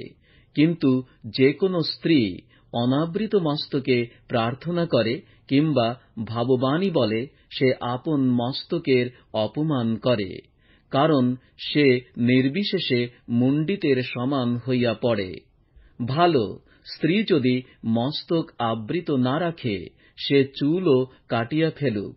কিন্তু চুল কাটিয়া ফেলা কি মস্তক মুণ্ডন করা যদি স্ত্রীর লজ্জার বিষয় হয়, তবে মস্তক আবৃত রাখুক। বাস্তবিক মস্তক আবরণ করা পুরুষের উচিত নয়, কেননা সে ঈশ্বরের প্রতিমূর্তি ও গৌরব, কিন্তু স্ত্রী পুরুষের গৌরব। কারণ পুরুষ স্ত্রীলোক হইতে নয়, বরং স্ত্রীলোক পুরুষ হইতে। আর স্ত্রীর নিমিত্ত পুরুষের সৃষ্টি হয় নাই, কিন্তু পুরুষের নিমিত্ত স্ত্রীর। এই কারণ স্ত্রীর মস্তকে কর্তৃত্বের চিহ্ন রাখা কর্তব্য দূতগণের জন্য। তথাপি প্রভুতে স্ত্রী ও পুরুষ ছাড়া নয়, আবার পুরুষও স্ত্রী ছাড়া নয়। কারণ যেমন পুরুষ হইতে স্ত্রী, তেমনি আবার স্ত্রী দিয়া পুরুষ হইয়াছে, কিন্তু সকলই ঈশ্বর হইতে। তোমরা আপনাদের মধ্যে বিচার করো, অনাবৃত মস্তকে ঈশ্বরের কাছে প্রার্থনা করা কি স্ত্রীর উপযুক্ত? স্বয়ং প্রকৃতিও কি তোমাদিগকে শিক্ষা দেয় না যে পুরুষ যদি লম্বা চুল রাখে, তবে তাহা তাহার অপমানের বিষয়, কিন্তু স্ত্রীলোক যদি লম্বা চুল রাখে, তবে তাহা তাহার গৌরবের বিষয়, কারণ সেই চুল আবরণের পরিবর্তে তাহাকে দেওয়া হইয়াছে। কিন্তু কেহ যদি বিবাদী হওয়া বিহিত বোধ করে, তবে এই প্রকার ব্যবহার আমাদের নাই, এবং ঈশ্বরের মণ্ডলীগণেরও নাই। প্রভুর ভোজের বিষয়। কিন্তু এই আদেশ দিবার উপলক্ষে আমি তোমাদের প্রশংসা করি না, কারণ তোমরা যে সমবেত হইয়া থাকো, তাহাতে ভালো না হইয়া বরং মন্দই হয়। কারণ প্রথমত শুনিতে পাইতেছি, যখন তোমরা মণ্ডলীতে সমবেত হও, তখন তোমাদের মধ্যে দলাদলি হইয়া থাকে, এবং ইহা কতকটা বিশ্বাস করিতেছি। আর বাস্তবিক তোমাদের মধ্যে দলভেদ হওয়া আবশ্যক, যেন তোমাদের মধ্যে যাহারা পরীক্ষা সিদ্ধ তাহারা প্রকাশিত হয়। যাহা হোক, তোমরা যখন এক স্থানে সমবেত হও, তখন প্রভুর ভোজ ভোজন করা হয় না। কেননা ভোজনকালে প্রত্যেক জন অপরের অগ্রে তাহার নিজের ভোজ গ্রহণ করে, তাহাতে একজন ক্ষুধিত থাকে, আর একজন বা মত্ত হয়। এ কেমন? ভোজন পান করিবার জন্য কি তোমাদের গৃহ নাই? অথবা তোমরা কি ঈশ্বরের মণ্ডলীকে অবজ্ঞা করিতেছ, এবং যাহাদের কিছু নাই তাহাদিগকে লজ্জা দিতেছ? আমি তোমাদিগকে কি বলিব? কি তোমাদের প্রশংসা করিব? এই বিষয়ে প্রশংসা করি না। কারণ আমি প্রভু হইতে এই শিক্ষা পাইয়াছি, এবং তোমাদিগকে সমর্পণও করিয়াছি যে প্রভু যীশু যে রাত্রিতে সমর্পিত হন, সেই রাত্রিতে তিনি রুটি লইলেন, এবং ধন্যবাদপূর্বক ভাঙিলেন ও কহিলেন, ইহা আমার শরীর, ইহা তোমাদের জন্য। আমার স্মরণার্থে ইহা করিও।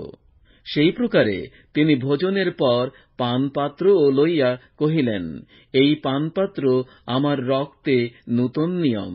তোমরা যতবার পান করিবে, আমার স্মরণার্থে ইহা করিও।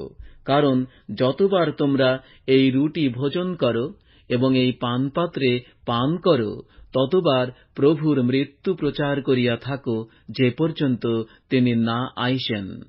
অতএব যে কেহ অযোগ্যরূপে প্রভুর রুটি ভোজন কিংবা পানপাত্রে পান করিবে, সে প্রভুর শরীরের ও রক্তের দায়ী হইবে। কিন্তু মনুষ্য আপনার পরীক্ষা করুক, এবং এই প্রকারে সেই রুটি ভোজন ও সেই পানপাত্রে পান করুক। কেননা যে ব্যক্তি ভোজন ও পান করে, সে যদি তাহার শরীর না চিনে, তবে সে নিজের বিচারাজ্ঞা ভোজন পান করে। এই কারণ তোমাদের মধ্যে বিস্তর লোক দুর্বল ও পীড়িত আছে, এবং অনেকে নিদ্রাগত হইতেছে। আমরা যদি আপনাদিগকে আপনারা চিনিতাম, তবে আমরা বিচারিত হইতাম না। কিন্তু আমরা যখন প্রভু কর্তৃক বিচারিত হই, তখন শাসিত হই, যেন জগতের সহিত দণ্ডাজ্ঞা প্রাপ্ত না হই। অতএব হে আমার ভ্রাতৃগণ, তোমরা যখন ভোজন করিবার জন্য সমবেত হও, তখন একজন অন্যের অপেক্ষা করিও। যদি কাহারও ক্ষুধা লাগে, তবে সে বাটিতে ভোজন করুক। তোমাদের সমবেত হওয়া যেন বিচারাজ্ঞার হেতু না হয়। আর সকল বিষয় যখন আমি আসিব, তখন আদেশ করিব। এখন আমরা 1 করিন্থীয় 12 অধ্যায় পাঠ করছি। পবিত্র আত্মার বিবিধ অনুগ্রহ দান। আর হে ভ্রাতৃগণ, আত্মিক দান সকলের বিষয়ে তোমরা যে অজ্ঞাত থাকো, আমার এ ইচ্ছা নয়। তোমরা জানো, যখন তোমরা পরজাতীয় ছিলে, তখন যেমন চালিত হইতে, তেমনি অবাক প্রতিমাগণের দিকেই চালিত হইতে। এই জন্য আমি তোমাদিগকে জানাইতেছি যে, ঈশ্বরের আত্মায় কথা কহিলে কেহ বলে না, যীশু শাপগ্রস্ত, এবং পবিত্র আত্মার আবেশ ব্যতিরেকে কেহ বলিতে পারে না, যীশু প্রভু। অনুগ্রহ দান নানা প্রকার, কিন্তু আত্মা এক, এবং পরিচর্যা নানা প্রকার, কিন্তু প্রভু এক, এবং ক্রিয়া সাধক গুণ নানা প্রকার, কিন্তু ঈশ্বর এক। তিনি সকলেতে সকল ক্রিয়ার সাধনকর্তা। কিন্তু প্রত্যেক জনকে হিতের জন্য আত্মার আবির্ভাব দত্ত হয়। কারণ একজনকে সেই আত্মা দ্বারা প্রজ্ঞার বাক্য দত্ত হয়, আর একজনকে সেই আত্মানুসারে জ্ঞানের বাক্য, আর একজনকে সেই আত্মাতে বিশ্বাস, আর একজনকে সেই একই আত্মাতে আরোগ্য সাধনের নানা অনুগ্রহ দান, আর একজনকে পরাক্রম কার্য সাধক গুণ, আর একজনকে ভাববাণী, আর একজনকে আত্মাদিগকে চিনিয়া লইবার শক্তি, আর একজনকে নানাবিধ ভাষা কহিবার শক্তি, এবং আর একজনকে বিশেষ বিশেষ ভাষার অর্থ করিবার শক্তি দত্ত হয়। কিন্তু এই সকল কর্ম সেই একমাত্র আত্মা সাধন করেন। তিনি সবিশেষ বিভাগ করিয়া যাহাকে যাহা দিতে বাসনা করেন, তাহাকে তাহা দেন। কেননা যেমন দেহ এক, আর তাহার অঙ্গ প্রত্যঙ্গ অনেক, এবং দেহের সমুদয় অঙ্গ অনেক হইলেও এক দেহ হয়, খ্রীষ্টও সেইরূপ। ফলত আমরা কি যিহুদি কি গ্রীক, কি দাস কি স্বাধীন, সকলেই এক দেহ হইবার জন্য একই আত্মাতে বাপ্তাইজিত হইয়াছি, এবং সকলেই এক আত্মা হইতে পায়িত হইয়াছি। আর বাস্তবিক দেহ একটি অঙ্গ নয়, অনেক। পা যদি বলে, আমি তো হাত নই, তজ্জন্য দেহের অংশ নই, তবে তাহা যে দেহের অংশ নহে, এমন নয়। আর কর্ণ যদি বলে, আমি তো চক্ষু নই, তজ্জন্য দেহের অংশ নই, তবে তাহা যে দেহের অংশ নহে, এমন নয়। সমস্ত দেহ যদি চক্ষু হইত, তবে শ্রবণ কোথায় থাকিত? এবং সমস্তই যদি শ্রবণ হইত, তবে ঘ্রাণ কোথায় থাকিত? কিন্তু এখন ঈশ্বর অঙ্গ সকল এক এক করিয়া দেহের মধ্যে যেমন ইচ্ছা করিয়াছেন, সেইরূপ বসাইয়াছেন। নতুবা সমস্তই যদি একটি অঙ্গ হইত, তবে দেহ কোথায় থাকিত? কিন্তু এখন অঙ্গ অনেক বটে, কিন্তু দেহ এক। আর চক্ষু হস্তকে বলিতে পারে না, তোমাতে আমার প্রয়োজন নাই। আবার মাথাও পা দুখানিকে বলিতে পারে না, তোমাদিগেতে আমার প্রয়োজন নাই। বরং দেহের যে সকল অঙ্গকে অপেক্ষাকৃত দুর্বল বলিয়া বোধ হয়, সেইগুলি অধিক প্রয়োজনীয়। আর আমরা দেহের যে সকল অঙ্গকে অপেক্ষাকৃত অনাদরণীয় বলিয়া জ্ঞান করি, সেইগুলিকে অধিক আদরে ভূষিত করি, এবং আমাদের যে অঙ্গগুলি শ্রীহীন, সেইগুলি অধিকতর সৌন্দর্য প্রাপ্ত হয়। কিন্তু আমাদের যে সকল অঙ্গ সুশ্রী, সেগুলির সেই প্রয়োজন নাই। বাস্তবিক ঈশ্বর দেহ সংগঠিত করিয়াছেন, অসম্পূর্ণকে অধিক আদর করিয়াছেন, যেন দেহের মধ্যে বিচ্ছেদ না হয়, বরং অঙ্গ সকল যেন পরস্পরের জন্য সমভাবে চিন্তা করে। আর এক অঙ্গ দুঃখ পাইলে তাহার সহিত সকল অঙ্গই দুঃখ পায়, এবং এক অঙ্গ গৌরব প্রাপ্ত হইলে তাহার সহিত সকল অঙ্গই আনন্দ করে। তোমরা খ্রীষ্টের দেহ, এবং এক একজন এক একটি অঙ্গ। আর ঈশ্বর মণ্ডলীতে প্রথমত প্রেরিতগণকে, দ্বিতীয়ত ভাববাদীগণকে, তৃতীয়ত উপদেশকগণকে স্থাপন করিয়াছেন, তৎপরে নানাবিধ পরাক্রম কার্য, তৎপরে আরোগ্য সাধক অনুগ্রহদান, উপকার, শাসন পদ, নানাবিধ ভাষা দিয়াছেন। সকলেই কি প্রেরিত? সকলেই কি ভাববাদী? সকলেই কি উপদেশক? সকলেই কি পরাক্রম কার্যকারী? সকলেই কি আরোগ্য সাধক অনুগ্রহ দান পাইয়াছে? সকলেই কি বিশেষ বিশেষ ভাষা বলে? সকলেই কি অর্থ বুঝাইয়া দেয়? তোমরা শ্রেষ্ঠ দান সকল প্রাপ্ত হইতে যত্নবান হও, পরন্তু আমি তোমাদিগকে আরো উৎকৃষ্ট এক পথ দেখাইতেছি। এখন আমরা প্রথম করিন্থীয় 13 অধ্যায় পাঠ করছি। প্রেমের উৎকৃষ্টতার বিষয়। যদি আমি মনুষ্যদের এবং দূতগণেরও ভাষা বলি, কিন্তু আমার প্রেম না থাকে, তবে আমি শব্দকারক পিত্তল ও ঝমঝমকারী করতাল হইয়া পড়িয়াছি। আর যদি ভাববাণী প্রাপ্ত হই ও সমস্ত নিগূঢ় তত্ত্বে ও সমস্ত জ্ঞানে পারদর্শী হই, এবং যদি আমার সম্পূর্ণ বিশ্বাস থাকে, যাহাতে আমি পর্বত স্থানান্তর করিতে পারি, কিন্তু আমার প্রেম না থাকে, তবে আমি কিছুই নহি। আর যথাসর্বস্ব যদি দরিদ্রদিগকে খাওয়াইয়া দিই, এবং পোড়াইবার জন্য আপন দেহ দান করি, কিন্তু আমার প্রেম না থাকে, তবে আমার কিছুই লাভ নাই। প্রেম চিরসহিষ্ণু, প্রেম মধুর, ঈর্ষা করে না, প্রেম আত্মশ্লাঘা করে না, গর্ব করে না, অশিষ্টাচরণ করে না, স্বার্থ চেষ্টা করে না, রাগিয়া উঠে না, অপকার গণনা করে না, অধার্মিকতায় আনন্দ করে না, কিন্তু সত্যের সহিত আনন্দ করে। সকলই বহন করে, সকলই বিশ্বাস করে, সকলই প্রত্যাশা করে, সকলই ধৈর্যপূর্বক সহ্য করে।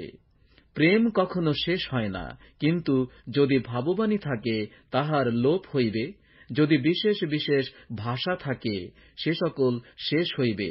যদি জ্ঞান থাকে, তাহার লোপ হইবে। কেননা আমরা কতক অংশে জানি, এবং কতক অংশে ভাববাণী বলি, কিন্তু যাহা পূর্ণ, তাহা আসিলে যাহা অংশমাত্র, তাহার লোপ হইবে। আমি যখন শিশু ছিলাম, তখন শিশুর ন্যায় কথা কহিতাম, শিশুর ন্যায় চিন্তা করিতাম, শিশুর ন্যায় বিচার করিতাম। এখন মানুষ হইয়াছি বলিয়া শিশু ভাবগুলি ত্যাগ করিয়াছি, কারণ এখন আমরা দর্পণে অস্পষ্ট দেখিতেছি, কিন্তু তৎকালে সম্মুখাসম্মুখী হইয়া দেখিব। এখন আমি কতক অংশে জানিতে পাই, কিন্তু তৎকালে আমি আপনি যেমন পরিচিত হইয়াছি, তেমনি পরিচয় পাইব। আর এখন বিশ্বাস, প্রত্যাশা, প্রেম, এই তিনটি আছে, আর ইহাদের মধ্যে প্রেমই শ্রেষ্ঠ। এখন আমরা প্রথম করিন্থীয় 14 অধ্যায় পাঠ করছি। ভাববাণী বলিবার ও বিশেষ ভাষায় কথা বলিবার বিষয়। তোমরা প্রেমের অনুধাবন করো, আবার আত্মিক বর সকলের জন্য উদ্যোগী হও, বিশেষত যেন ভাববাণী বলিতে পারো। কেননা যে ব্যক্তি বিশেষ ভাষায় কথা বলে সে মানুষের কাছে নয়, কিন্তু ঈশ্বরের কাছে বলে, কারণ কেহ তাহা বুঝে না, বরং সে আত্মায় নিগূঢ় তত্ত্ব বলে। কিন্তু যে ব্যক্তি ভাববাণী বলে সে মানুষের কাছে গাঁথিয়া তুলিবার এবং আশ্বাস ও সান্ত্বনার কথা কহে। যে ব্যক্তি বিশেষ ভাষায় কথা বলে সে আপনাকে গাঁথিয়া তুলে, কিন্তু যে ভাববাণী বলে সে মণ্ডলীকে গাঁথিয়া তুলে। আমি ইচ্ছা করি যেন তোমরা সকলে বিশেষ বিশেষ ভাষায় কথা বলিতে পারো, কিন্তু অধিক ইচ্ছা করি যেন ভাববাণী বলিতে পারো। কেননা যে বিশেষ বিশেষ ভাষায় কথা বলে মণ্ডলীকে গাঁথিয়া তুলিবার জন্য সে যদি অর্থ বুঝাইয়া না দেয়, তবে ভাববাণী প্রচারক তাহা হইতে মহান। এখন হে ভ্রাতৃগণ, আমি তোমাদের নিকটে আসিয়া যদি বিশেষ বিশেষ ভাষায় কথা বলি, কিন্তু তোমাদের কাছে প্রত্যাদেশ কিংবা জ্ঞান কিংবা ভাববাণী কিংবা উপদেশক্রমে কথা না বলি, তবে আমা হইতে তোমাদের কি উপকার দর্শিবে? বাঁশি হোক কি বীণা হোক, ধ্বনিযুক্ত নিষ্প্রাণ বস্তুও যদি তাল মান না রাখিয়া বাজে, তবে বাঁশিতে বা বীণাতে কি বাজিতেছে তাহা কিসে জানা যাইবে? বস্তুত তুরীর ধ্বনি যদি অস্পষ্ট হয়, তবে কে যুদ্ধের জন্য সুসজ্জ হইবে? তেমনি তোমরা যদি জিহ্বা দ্বারা যাহা সহজে বুঝা যায় এমন কথা না বলো, তবে কি বলা যাইতেছে তাহা কিসে জানা যাইবে? বরঞ্চ তোমাদের কথা আকাশকেই বলা হইবে। হয়তো জগতে এত প্রকার রব আছে, আর রববিহীন কিছুই নাই। ভালো, আমি যদি রব বিশেষের অর্থ না জানি, তবে যে জন বলে তাহার পক্ষে আমি বর্বর হইব, এবং আমার পক্ষে সেই বক্তা বর্বর। অতএব তোমরা যখন বিবিধ আত্মিক বরের জন্য উদ্যোগী, তখন চেষ্টা করো যেন মণ্ডলীকে গাঁথিয়া তুলিবার জন্য উপচয় প্রাপ্ত হও। এই জন্য যে ব্যক্তি বিশেষ ভাষায় কথা বলে সে প্রার্থনা করুক, যেন অর্থ বুঝাইয়া দিতে পারে। কেননা যদি আমি বিশেষ ভাষায় প্রার্থনা করি, তবে আমার আত্মা প্রার্থনা করে, কিন্তু আমার বুদ্ধি ফলহীন থাকে, তবে দাঁড়াইল কি? আমি আত্মাতে প্রার্থনা করিব, বুদ্ধিতেও প্রার্থনা করিব, আত্মাতে গান করিব, বুদ্ধিতেও গান করিব। নতুবা তুমি যদি আত্মাতে ধন্যবাদ করো, তবে যে ব্যক্তি সামান্য শ্রোতার স্থান পূর্ণ করে সে কেমন করিয়া তোমার ধন্যবাদে আমেন বলিবে? তুমি কি বলিতেছ তাহা তো সে জানে না, কারণ তুমি সুন্দররূপে ধন্যবাদ দিতেছ বটে, কিন্তু সেই ব্যক্তিকে গাঁথিয়া তোলা হয় না। ঈশ্বরের ধন্যবাদ করিতেছি, তোমাদের সকলের অপেক্ষা আমি অধিক ভাষায় কথা বলিয়া থাকি, কিন্তু মণ্ডলীর মধ্যে বিশেষ ভাষায় 10,000 কথা অপেক্ষা বরং বুদ্ধি দ্বারা 5টি কথা কহিতে চাই, যেন অন্য লোকদিগকেও শিক্ষা দিতে পারি। ভ্রাতৃগণ, তোমরা বুদ্ধিতে বালক হইও না, বরঞ্চ হিংসাতে শিশুগণের ন্যায় হও, কিন্তু বুদ্ধিতে পরিপক্ব হও। ব্যবস্থায় লেখা আছে, আমি পরভাষীদের দ্বারা এবং পরদেশীয়দের ওষ্ঠ দ্বারা এই জাতির কাছে কথা কহিব, কিন্তু তাহা করিলেও তাহারা আমার কথা শুনিবে না, ইহা প্রভু বলেন। অতএব সেই বিশেষ বিশেষ ভাষা বিশ্বাসীদের নিমিত্ত নয়, বরং অবিশ্বাসীদেরই নিমিত্ত চিহ্নস্বরূপ, কিন্তু ভাববাণী অবিশ্বাসীদের নিমিত্ত নয়, বরং বিশ্বাসীদেরই নিমিত্ত। অতএব সমস্ত মণ্ডলী এক স্থানে সমবেত হইলে যদি সকলে বিশেষ বিশেষ ভাষায় কথা বলে এবং কতকগুলি সামান্য কি অবিশ্বাসী লোক প্রবেশ করে, তবে তাহারা কি বলিবে না যে তোমরা পাগল? কিন্তু সকলে যদি ভাববানী বলে, আর কোন অবিশ্বাসী কি সামান্য ব্যক্তি প্রবেশ করে, তবে সে সকলের দ্বারা দোষীকৃত হয়, সে সকলের দ্বারা বিচারিত হয়। তাহার হৃদয়ের গুপ্ত ভাব সকল প্রকাশ পায়, এবং এইরূপে সে অধোমুখে পড়িয়া ঈশ্বরের ভজনা করিবে, বলিবে, ঈশ্বর বাস্তবিকই তোমাদের মধ্যবর্তী। ভ্রাতৃগণ, তবে দাঁড়াইল কি? তোমরা যখন সমবেত হও, তখন কাহারও গীত থাকে, কাহারও উপদেশ থাকে, কাহারও প্রত্যাদেশ থাকে, কাহারও বিশেষ ভাষা থাকে, কাহারও অর্থ ব্যাখ্যা থাকে, সকলই গাঁথিয়া তুলিবার নিমিত্ত হোক। যদি কেহ বিশেষ ভাষায় কথা বলে, তবে 2 জন কিংবা অধিক হইলে 3 জন বলুক, পালানুক্রমেই বলুক, আর একজন অর্থ বুঝাইয়া দিউক।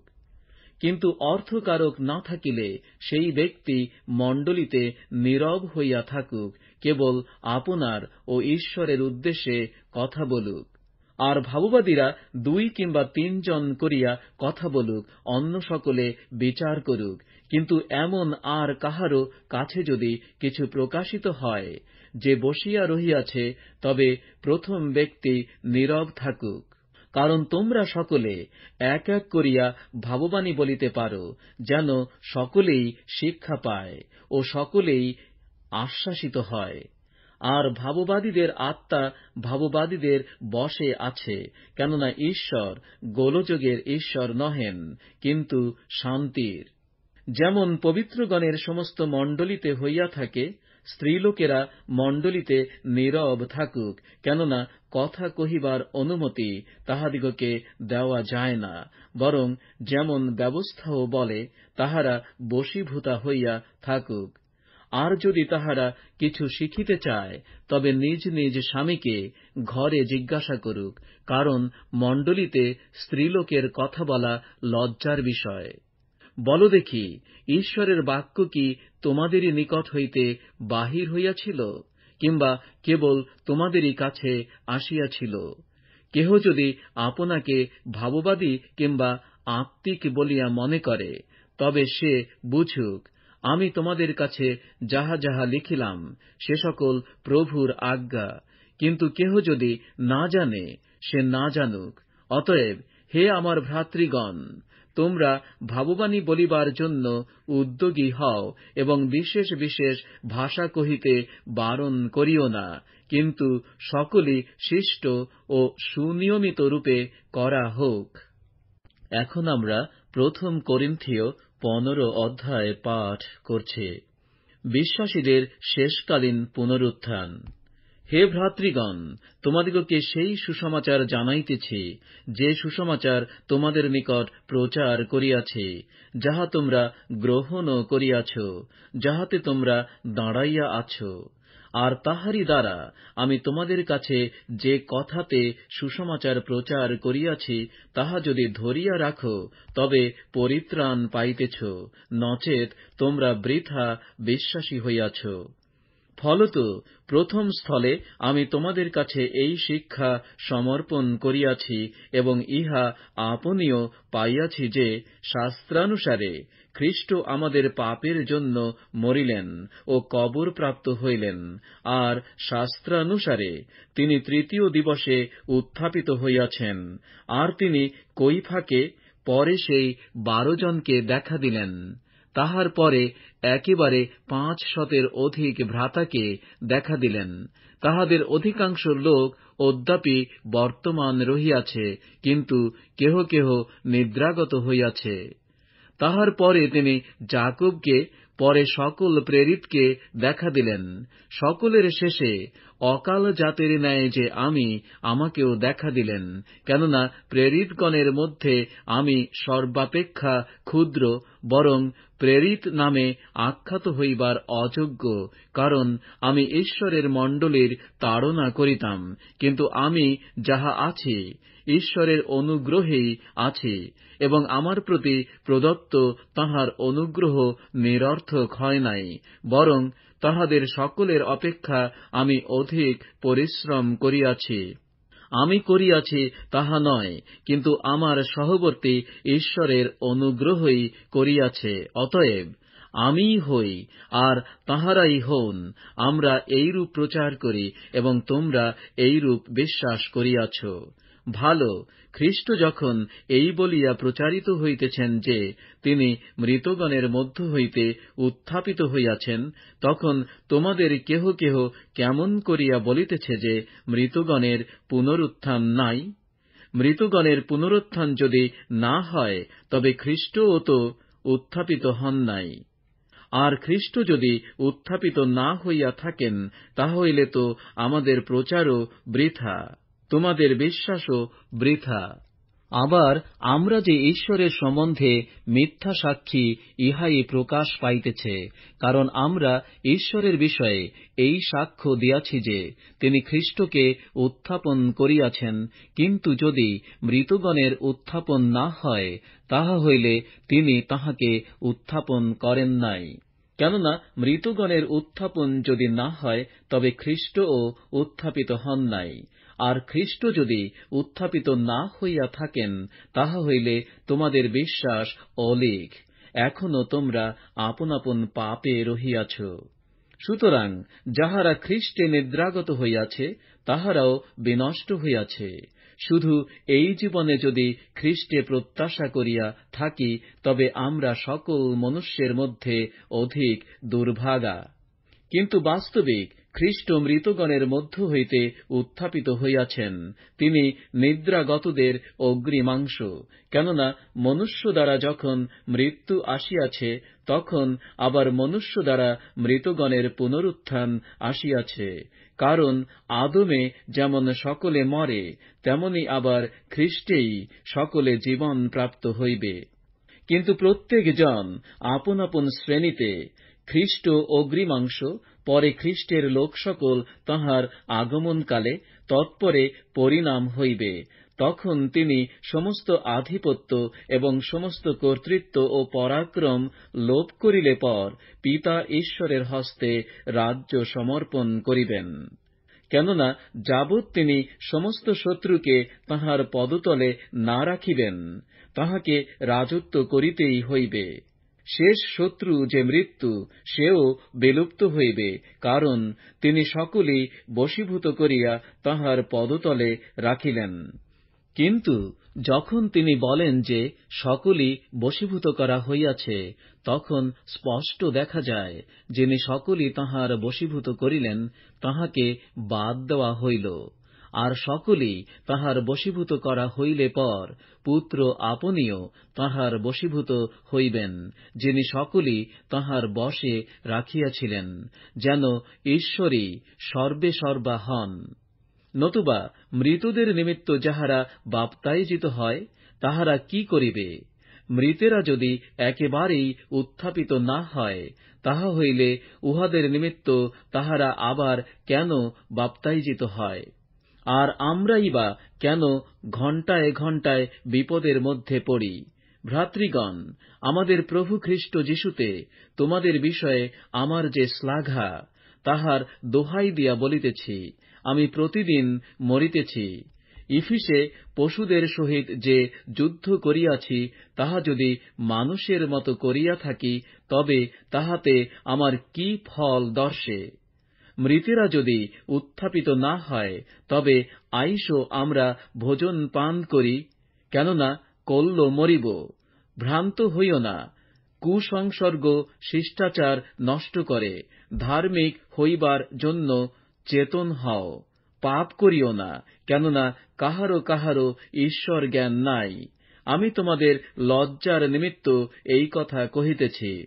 কিন্তু কেহ বলিবে, মৃতেরা কি প্রকারে উত্থাপিত হয়? কি প্রকার দেহেই বা আইসে? হে নির্বোধ, তুমি আপনি যাহা বুনো, তাহা না মরিলে জীবিত করা যায় না। আর যাহা বুনো, যে দেহ উৎপন্ন হইবে, তুমি তাহা বুনো না, বরং গমেরই হোক কি অন্য কোন কিছুরই হোক, বীজ মাত্র বুনিতেছ। আর ঈশ্বর তাহাকে যে দেহ দিতে ইচ্ছা করিলেন, তাহাই দেন। আর তিনি প্রত্যেক বীজকে তাহার নিজের দেহ দেন। সকল মাংস এক প্রকার মাংস নয়, কিন্তু মনুষ্যের এক প্রকার, পশুর মাংস অন্য প্রকার, পক্ষীর মাংস অন্য প্রকার ও মৎস্যের অন্য প্রকার।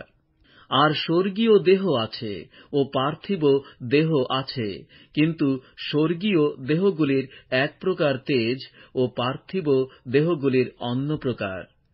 সূর্যের এক প্রকার তেজ, চন্দ্রের আর এক প্রকার তেজ ও নক্ষত্রগণের আর এক প্রকার তেজ, কারণ তেজ সম্বন্ধে একটি নক্ষত্র হইতে অন্য নক্ষত্র ভিন্ন। মৃতগণের পুনরুত্থানও তদ্রূপ। ক্ষয়ে বপন করা যায়, অক্ষয়তায় উত্থাপন করা হয়।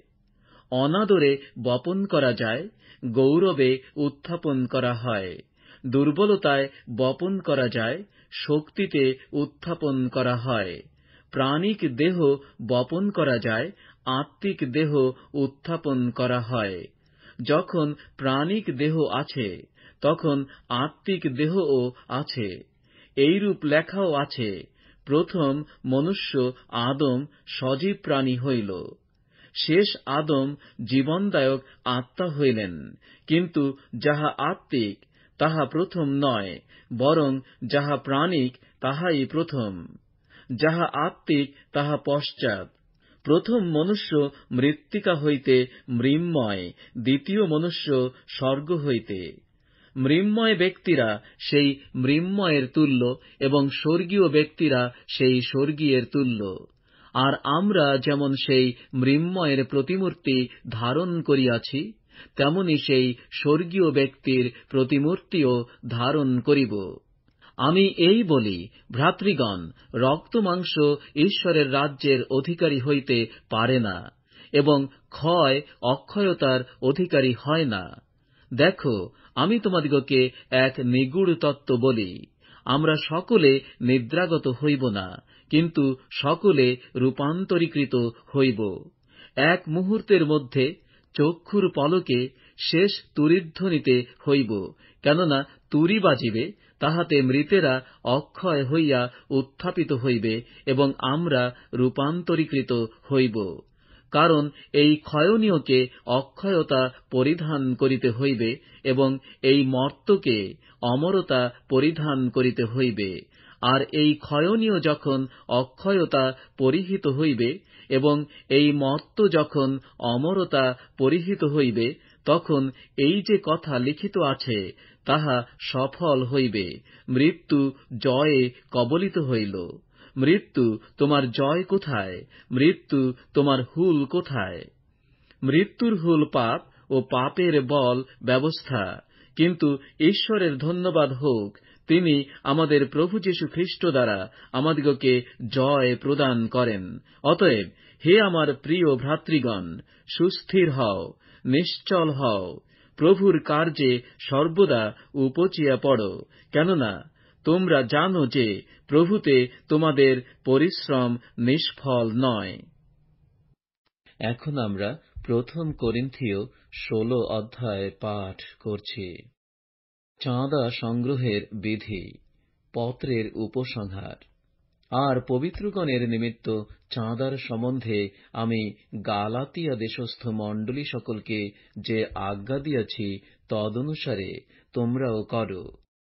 সপ্তাহের প্রথম দিনে তোমরা প্রত্যেকে আপনাদের নিকটে কিছু কিছু রাখিয়া আপন আপন সঙ্গতি অনুসারে অর্থ সঞ্চয় করো, যেন আমি যখন আসিব তখনই চাঁদা না হয়।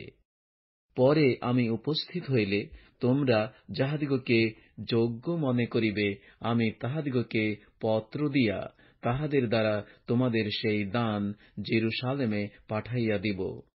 আর আমারও যদি যাওয়া উপযুক্ত হয়, তবে তাহারা আমার সঙ্গে যাইবে। মাকিদনীয় দেশ দিয়া যাত্রা সমাপ্ত হইলেই আমি তোমাদের ওখানে যাইব, কেননা আমি মাকিদনিয়া দেশ দিয়া যাইতে উদ্যত আছি। আর হয়তো তোমাদের নিকটে কিছুদিন অবস্থিতি করিব, কি জানি শীতকালও যাপন করিব। তাহা হইলে আমি যেখানেই যাই, তোমরা আমাকে আগাইয়া দিয়া আসিতে পারিবে, কেননা তোমাদের সহিত এবার পথ ঘটিত সাক্ষাৎ করিতে বাসনা করি না, কারণ আমার প্রত্যাশা এই যে, যদি প্রভুর অনুমতি হয়, আমি তোমাদের কাছে কিছুকাল থাকিব। কিন্তু ৫০মি পর্যন্ত আমি ইফিসে আছি, কারণ আমার সম্মুখে এক দ্বার খোলা রহিয়াছে, তাহা বৃহৎ ও কার্য সাধক, আর বিপক্ষ অনেক। তিমথিও যদি আইসেন, তবে দেখিও যেন তিনি তোমাদের কাছে নির্ভয়ে থাকেন, কেননা যেমন আমি করি তেমনি তিনি প্রভুর কার্য করিতেছেন।